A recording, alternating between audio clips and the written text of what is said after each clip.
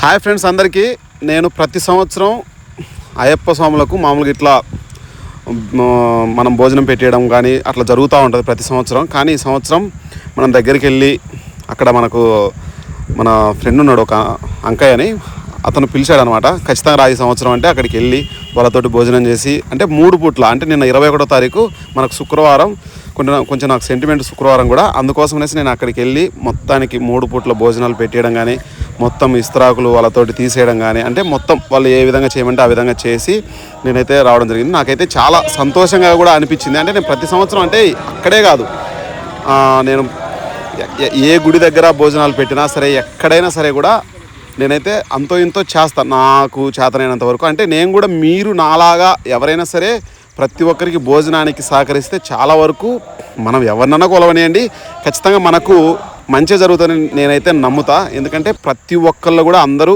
సమానమే.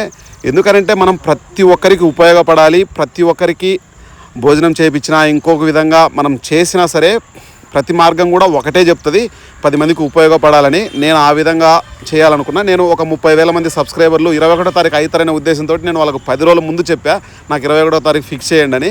కానీ నేను అనుకున్న టార్గెట్ దగ్గర ఒక 50 మందో ఎంతమంది తక్కువ ఉన్నారు. సరే, అయినా సరే మనం అనుకున్న టార్గెట్ రీచ్ అయ్యాం దగ్గర అనే ఉద్దేశంతో నేనైతే ఈ వీడియో అయితే నేను స్వాములకు ఇట్లా భోజనాలు పెట్టి ఇట్లా చేయాలని అయితే నేను సంకల్పం చేసుకొని ఉన్నాను. ఖచ్చితంగా మీరు కూడా ఎవరైనా సరే ఇలాగా చేయాలనే ఉద్దేశం ఉంటే ఖచ్చితంగా చేయండి. నేను ఇంకా చాలా కార్యక్రమాలు చేస్తూనే ఉంటాను.